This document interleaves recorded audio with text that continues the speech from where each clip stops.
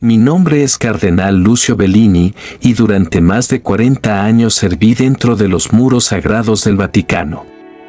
Desde joven, fui educado en los colegios más estrictos, formado en teología, filosofía y sobre todo, en la obediencia. Nunca cuestioné a mis superiores, ni siquiera cuando los rumores empezaron a retumbar como ecos incómodos en los pasillos del Palacio Apostólico. Todo cambió la noche en que el Papa Inocencio XIV me llamó a su biblioteca privada, cerca de la medianoche. Era un hombre anciano, con los ojos cansados de haber visto demasiado. Su voz temblaba, pero no por debilidad física, sino por el peso espiritual de lo que estaba a punto de confiarme. Lucio, dijo, mirándome fijamente, me queda poco tiempo. Lo que te diré jamás debe salir de este cuarto, pero tú eres el único en quien confío. Me entregó una caja sellada con cera negra. Sobre la tapa estaba grabado un símbolo que nunca había visto antes en la Santa Sede, una serpiente devorando su propia cola, rodeando un ojo que no parpadeaba. Esto, susurró, contiene documentos de hace más de 1000 años, prohibidos, ocultos incluso a los más altos cardenales. Aquí está la verdad sobre el anticristo. Y no es una profecía, es un reporte de presencia. Esa noche no dormí. La caja la abrí solo, en una celda alejada, bajo llave. Dentro había pergaminos viejísimos, con tinta casi desvanecida. También había cartas recientes, con fechas del siglo XXI, algunas dirigidas al Papa desde diversas nunciaturas. Hablaban de un niño nacido en Siria, en 2003, con habilidades sobrenaturales. Hablaba decenas de lenguas a los 5 años, curaba con solo tocar, y sus ojos no parpadeaban nunca. Pero lo que me estremeció fue la última página, mecanografiada en 2017. El niño ha sido localizado. Está en Europa. Lo han puesto bajo el cuidado del Opus Sumum. No debemos permitir que se le nombre aún, pero sus señales coinciden con las revelaciones de Juan, capítulo 13. Ese nombre, Opus Sumum, no estaba registrado en ningún archivo oficial. Lo busqué en la base de datos del Vaticano, en las bibliotecas selladas, hasta que encontré una referencia en un viejo diario de un exorcista fallecido misteriosamente en 1984. El Opus Sumum no era una orden católica, era una logia secreta, dentro del propio Vaticano, nacida para preparar la llegada del anticristo. Me invadió un escalofrío. Sentí, por primera vez en mi vida, que el mal no solo estaba al acecho, sino que ya estaba dentro. Los muros que creía sagrados estaban contaminados. Esa misma noche, una figura con sotana negra golpeó la puerta de mi celda. No tocó, no habló. Solo deslizó un sobre bajo la puerta. Al abrirlo, encontré una única frase escrita en latín: non contendas cum tenebris. No luches contra las tinieblas. Desde entonces, nunca más pude dormir en paz. Después de aquella noche en que recibí la advertencia en latín, non contendas cum tenebris, mi vida cambió para siempre. Mis pasos por los pasillos del Vaticano ya no eran los de un hombre respetado, sino los de un fugitivo invisible. Comencé a notar miradas que antes no estaban. Comencé a sentir que alguien, o algo, siempre estaba detrás de mí. Fue entonces cuando decidí buscar al único hombre que había mencionado el Opus Sumum en toda la documentación revisada, Padre Emanuele Kramer, un exorcista de origen alemán que había sido declarado mentalmente inestable en 1984, luego de escribir su último diario. Lo habían enviado a un monasterio remoto en los Alpes bávaros. Oficialmente, murió de neumonía en 1986, pero encontré inconsistencias. Una carta enviada por él a un monje en Perú tenía fecha de 1992. No estaba muerto. Decidí viajar en secreto, usando mi pasaporte diplomático y un permiso de retiro espiritual.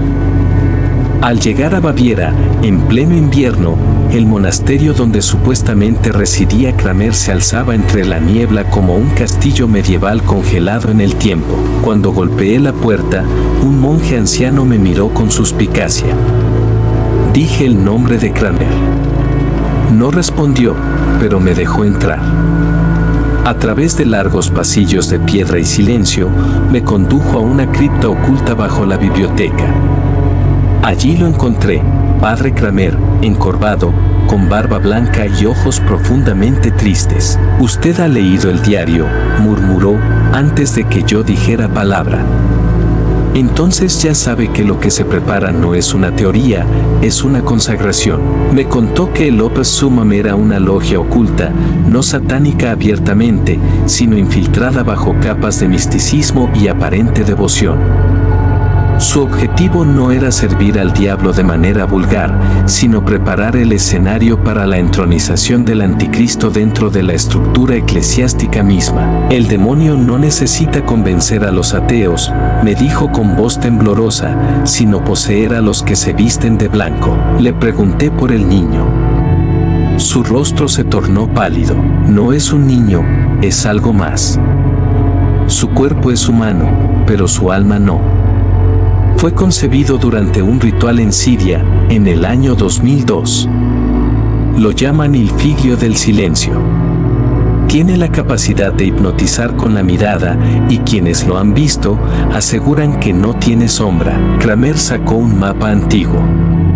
Lo desenrolló y señaló un punto en el corazón de Alemania, Colonia. Debajo de la catedral hay una cámara que no aparece en ningún plano. Es una cripta romana, sellada durante siglos. El Opus Sumum la abrió en 2007 y desde entonces el niño ha sido guardado allí. Lo alimentan con liturgias, pero no de Cristo, sino de una falsificación perfecta. Él no rechaza lo sagrado, lo imita. Yo estaba horrorizado. Kramer me entregó un pequeño relicario de plata con una cruz negra. Llévalo contigo. No es para protegerte, sino para saber si has sido marcado. Si el relicario se calienta contra tu pecho, significa que el mal ya ha puesto su signo en ti. Volví a Roma 2 días después, sintiendo que cargaba una bomba espiritual en el corazón. Una noche, en mis investigaciones dentro del Archivo Secreto Vaticano, logré acceder a documentos encriptados con códigos antiguos. Uno de ellos mencionaba un nombre clave, Angela da Fossombrone, una monja italiana que, según los informes del Santo Oficio, había tenido visiones tan peligrosas que fue encerrada en una clausura perpetua en 1998. Nadie la había visto desde entonces. Logré obtener permiso, con ayuda de un obispo amigo, para visitar el convento donde Angela estaba recluida. Fue un viaje silencioso, al norte de Italia. Las monjas del lugar me miraban con una mezcla de miedo y compasión. Cuando finalmente hablé con Angela, me recibió en una sala oscura, donde apenas una vela iluminaba su rostro. Sus ojos parecían mirar más allá del tiempo. «Usted ha visto los signos», susurró. «Yo los vi antes de que naciera el niño». Lo vi en una visión, una figura pequeña, de túnica blanca, siendo coronado en una ceremonia donde los cardenales aplaudían y detrás de él, una sombra con cuernos invisibles. Le pregunté si había escuchado el nombre Opus Sumum. Ella asintió lentamente. Son los custodios del engaño. Preparan un falso Pentecostés, donde el fuego que descienda no será del Espíritu Santo, sino del abismo. Ángela se levantó y me tocó el rostro. Tú todavía puedes huir. Yo ya no duermo. Desde que lo vi, no he vuelto a tener paz. Cada noche, siento su mirada en mi celda. Está cerca, cada vez más cerca. Me marché esa noche con un nudo en el alma. Al volver a Roma, decidí hacer lo impensable, buscar ayuda fuera del Vaticano. Un periodista amigo de mi juventud, Marco de Alessio, había denunciado corrupción eclesiástica años antes. Le conté todo, menos los nombres. Él me respondió con algo aún más perturbador. Tenía imágenes filtradas de cámaras de seguridad dentro de la Catedral de Colonia, donde aparecía un niño solo, de pie en medio de la nave, a las 3 de la madrugada. Las luces titilaban. El niño simplemente miraba a la cámara. Sus ojos eran completamente negros. Fue entonces cuando lo supe. No era un símbolo. No era una alegoría. El anticristo estaba entre nosotros. Y no solo el Vaticano lo sabía, algunos dentro de él lo estaban adorando.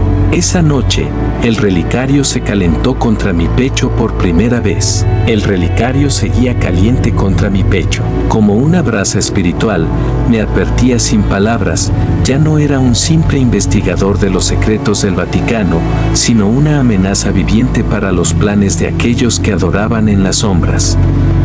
Cada paso que daba, cada archivo que consultaba, cada pregunta que hacía, parecía provocar ecos invisibles que resonaban en los corredores del poder. Fue entonces cuando el cardenal Bellini reapareció. Me pidió encontrarnos en una abadía abandonada a las afueras de Milán. Lo hallé en la capilla destruida, entre bancas cubiertas de polvo y vitrales rotos. Lucía envejecido, como si hubiera perdido años de vida en pocas semanas. Ya no hay vuelta atrás, me dijo sin mirarme. Han convocado el concilio. No entendía. ¿Un nuevo sínodo secreto? No un sínodo, aclaró. Un concilio. No oficial, no público. Sin documentos ni comunicados. Se realiza cada 33 años y este será el último antes de la manifestación gloriosa, como ellos la llaman. Bellini me entregó una hoja escrita a mano con una dirección en Suiza, cerca del paso de Susten. No había nombre del lugar, solo una coordenada y el símbolo de una cruz invertida entrelazada con una serpiente. Me invitaron, dijo con voz quebrada. No saben que estoy contigo. Usaremos eso a nuestro favor. El plan era claro, infiltrarnos. Me hice pasar por un asistente teológico del cardenal. Usamos identidades falsas, túnicas sin distintivos y nos unimos a un grupo de prelados que viajaban en una caravana de vehículos negros con placas diplomáticas. Llegamos al lugar tras 2 días de viaje por caminos nevados y aislados. El concilio se realizaba en un antiguo fuerte subterráneo de la Segunda Guerra Mundial, ahora disfrazado como monasterio de retiro. La entrada estaba custodiada por guardias armados, vestidos como monjes. Cada participante era sometido a un extraño ritual de admisión. Debían besar un crucifijo, sin Cristo. Dentro, las paredes estaban cubiertas de iconografía alterada. La última cena mostraba al apóstol Judas en el centro, alzando una copa. En otra imagen, la Virgen sostenía un libro negro con símbolos babilónicos. Todo era familiar y extraño al mismo tiempo. Una imitación blasfema de la fe. El primer día se celebró una misa en latín. Pero las palabras estaban invertidas, y aunque los gestos eran casi idénticos a los que yo mismo había repetido cientos de veces como sacerdote, algo era distinto. Sentí un peso en el aire, como si la misma atmósfera se resistiera a ser respirada. Cuando el cáliz fue elevado, el vino parecía espesarse, casi como sangre. Luego vino la reunión privada. Más de 40 cardenales, obispos y líderes laicos, sentados en círculo. En el centro, un niño de túnica blanca, con la cabeza gacha. No hablaba. No se movía. Pero cada vez que lo miraban, todos guardaban silencio. Era el mismo niño de Colonia. Una figura encapuchada tomó la palabra.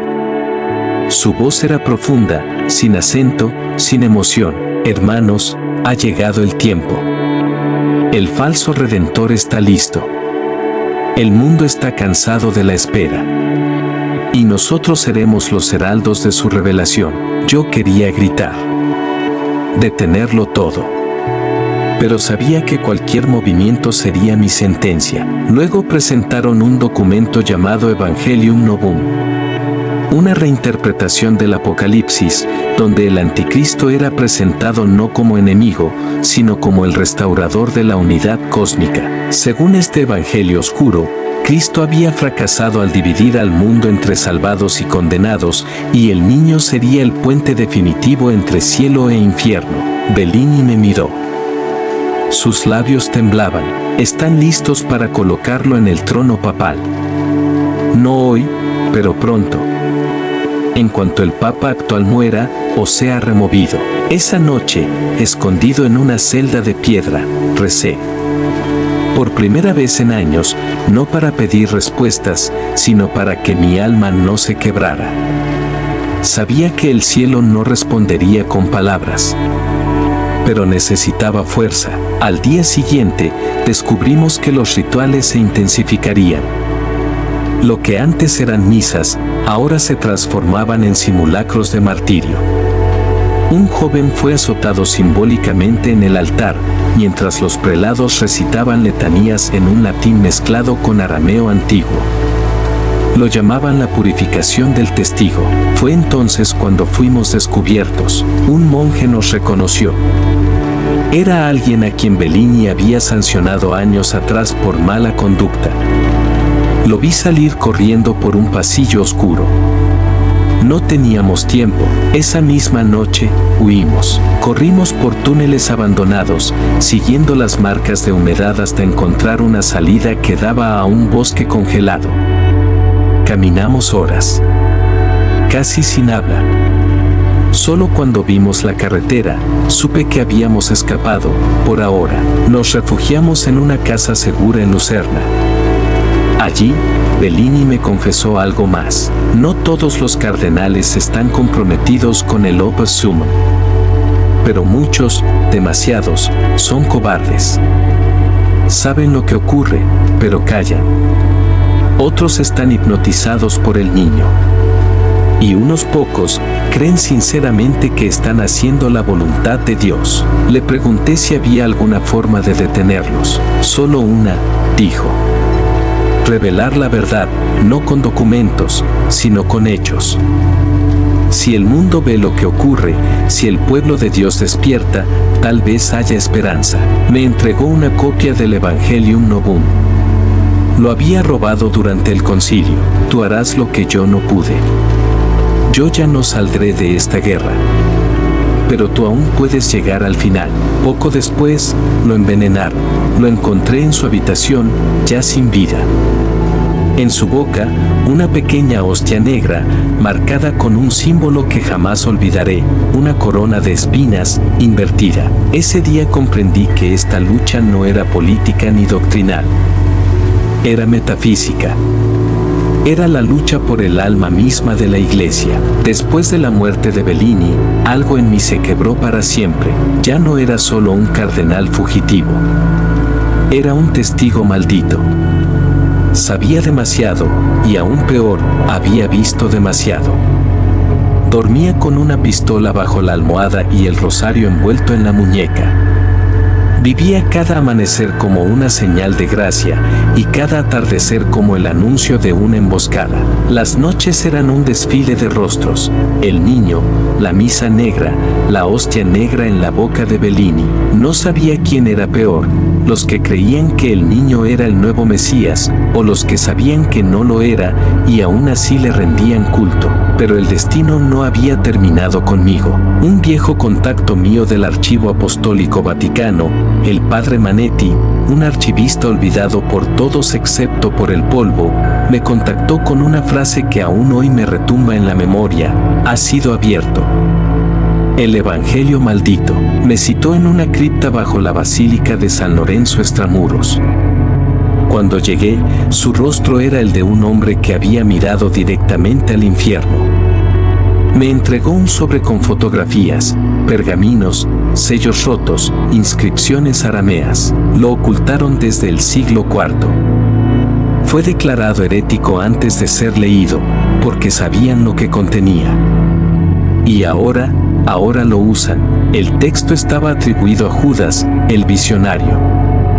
Era un evangelio apócrifo que describía la venida de un ser divino, no nacido del Espíritu Santo, sino forjado en el vientre de una virgen por mandato de un ángel que cayó del cielo con fuego. El niño, según este texto, sería la llave que abre lo alto y lo profundo, que une lo que fue separado. Y lo más escalofriante, describía una ceremonia en Roma, donde sería presentado públicamente el Hijo sin pecado y sin redención, ante multitudes que clamarían por paz y entregarían sus almas. Esa ceremonia ya estaba programada. El Vaticano había anunciado una liturgia extraordinaria de renovación universal para el 6 de enero, Epifanía del Señor. Dirigida por el Papa mismo, pero con una figura sorpresa. El comunicado oficial hablaba de un joven portador de luz y esperanza, símbolo de una nueva primavera para la fe. Era él, el niño. Corrí contra el tiempo. Usé todos mis contactos, soborné guardias, utilicé túneles olvidados de la Ciudad del Vaticano. En una noche de tormenta, logré entrar al archivo secreto por una entrada oculta en los jardines vaticanos. Lo que encontré allí no puede ser descrito del todo. Pinturas antiguas que mostraban papas adorando a figuras sin rostro. Cálices sellados con sangre. Manuscritos de siglos enterrados donde se hablaba del trono negro bajo el trono de Pedro. Pero lo que me paralizó fue un espejo cubierto con un velo rojo. Una placa decía, Speculum infernus, no mirar sin fe. No pude evitarlo, corrí el velo, y por un instante, me vi a mí mismo, pero no era yo. Era una versión distorsionada. Con túnica oscura, mitra invertida, y una sonrisa que no era humana. Caí de rodillas. Vomité. El aire se volvió denso. Sentí una presencia. Y una frase susurró en mi oído, sin que hubiera nadie más. Ya no puedes evitarlo. Solo puedes escoger a quién sirves. Huí de ese lugar como quien huye de su propia tumba, y llegó el 6 de enero. La plaza de San Pedro estaba abarrotada. Multitudes ondeaban banderas blancas. Cánticos llenaban el aire, pero eran distintos. No era el típico Gloria in excelsis Deo. Era otra cosa. Una letanía nueva. Inquietante. Entré disfrazado. Tenía un plan. Un último intento. Si lograba subir al balcón durante la ceremonia, si lograba hablar ante las cámaras del mundo, tal vez alguien escucharía. Tal vez alguien se detendría antes de entregar su alma, pero entonces, el Papa apareció. No caminaba, era guiado, y a su lado, el niño, tenía unos 10 años. Su rostro era sereno, demasiado sereno. No parpadeaba. Miraba al pueblo con una expresión vacía, como quien observa insectos con curiosidad científica. Y detrás de él, 12 figuras encapuchadas. ¿Obispos? ¿Cardenales? No lo sé. Pero sus túnicas tenían el símbolo del Evangelium Novum. El Papa habló. Su voz temblaba. Hoy, presentamos al mundo el nuevo pacto. La promesa de unidad, de fin de divisiones. Hoy, abrimos las llaves del cielo, y también las del abismo, para sellar la paz eterna. La multitud aclamó. Yo di un paso, saqué el relicario. Mi única arma. Bellini me lo había dado para el día final. Dijo que contenía una astilla de la Vera Cruz y algo más. Algo antiguo. Algo puro. Logré llegar a la escalinata del balcón. Un guardia me vio. Intentó detenerme. Pero al tocar el relicario, cayó al suelo, como fulminado por una fuerza invisible. Entonces el niño me miró, por primera vez, y lo entendí todo. No era humano, no en el sentido que tú y yo entendemos. Era una conciencia. Una inteligencia antigua. Un ser disfrazado de niño. Algo que había estado esperando por milenios. algo que entendía la fe humana y sabía cómo imitarla a la perfección. Me habló sin mover los labios. Ya es tarde, Pedro. Tú viste. Tú sabías. Pero dudaste. No. Grité, alzando el relicario. El mundo debe saber. Entonces, todo se detuvo. La plaza se quedó en silencio. Una luz, demasiado blanca para ser natural, envolvió al niño. Los encapuchados cayeron de rodillas. El Papa lloraba. Y en ese instante, miles de personas comenzaron a convulsionar. Como si una fuerza eléctrica hubiera pasado por ellos. El relicario ardía en mi mano. El niño gritó, no un grito humano. Un aullido de siglos. Un lamento, de caída. De furia, y entonces, desapareció, se desvaneció en el aire. Como niebla en sol, el Papa se desmayó, los encapuchados huyeron, y yo, caí. Desperté en una celda del Vaticano, bajo tierra. Un hombre me observaba. No vestía túnica. No era sacerdote. Pero tenía autoridad. Usted detuvo la manifestación. Pero no ha ganado nada. Solo retrasó lo inevitable. ¿Quién es usted? Balbuceé. Soy quien contiene las puertas.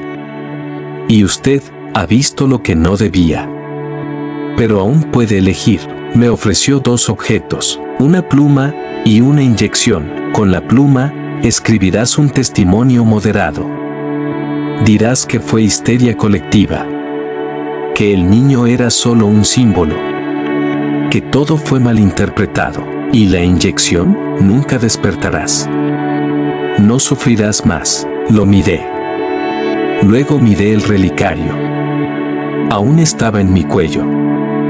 Aún caliente, y respondí, dame la pluma. Escribí todo, no la versión que querían, sino esta que ahora tú lees. Lo hice sabiendo que me buscarían, que destruirían mi nombre, que dirían que estoy loco, que fui excomulgado, que mis credenciales fueron falsas, pero no me importa, porque lo que vi fue real. El anticristo ya está entre nosotros, solo espera otra forma, otra oportunidad. Y lo más triste es que cuando vuelva, será recibido con flores y hosanas. Porque el mundo ya no quiere verdad, quiere paz, a cualquier costo, y ese es el precio que se paga cuando se entregan las llaves del infierno. Han pasado 7 años desde aquel 6 de enero, he vivido en las sombras. Cambié de nombre. Cambié de país. Algunos días me refugio en monasterios olvidados, otros entre los desamparados de las ciudades, donde la mirada aún es humana. Nadie me cree cuando hablo. Y cuando lo hacen, me piden que no lo repita. Por miedo. Por comodidad. La Iglesia nunca se pronunció oficialmente sobre lo ocurrido aquel día. El Papa falleció 3 meses después, de causas naturales. Lo enterraron sin autopsia. El Vaticano lo celebró como un mártir de la renovación. El niño nunca más fue visto públicamente, pero su imagen comenzó a aparecer en medallas, vitrales modernos, estampas bendecidas. Lo llaman el portador, el inocente de la paz. Dicen que su figura inspira esperanza, que su espíritu sigue guiando a la Iglesia. Poco a poco, el mundo lo aceptó. No como persona, sino como símbolo. Y eso lo hace aún más peligroso, porque el verdadero mal no se impone. Se disfraza de lo que más anhelas. Hoy, soy un hombre marcado. Un loco según algunos. Un hereje según otros. Vivo bajo el peso de haber sido el único en ver y seguir vivo. El relicario aún cuelga de mi cuello. A veces brilla en la noche. Otras, arde sin causa. Me recuerda que no fue un sueño. Que aún hay algo que proteger. He visto crecer un nuevo tipo de fe. Una fe sin arrepentimiento. Sin sacrificio. Sin cruz. Una fe que promete todo, sin pedir nada. Esa fe no viene de Dios. Viene del abismo, y el abismo tiene nombre. El evangelio maldito lo llamaba Lux Impius. La luz impía, eso es lo que está tomando el mundo, y cuando vuelva, porque volverá, ya no lo hará como niño. Lo hará como Salvador, pero no del alma, sino del sistema, y todo el que no se rinda, será etiquetado como enemigo de la paz. Por eso escribí esto. Para ti. Para quien tenga ojos y aún vea, oídos y aún escuche. No busques a la bestia con cuernos, busca al Cordero, que habla como dragón, porque a veces, las llaves del infierno no abren puertas, las cierran desde dentro.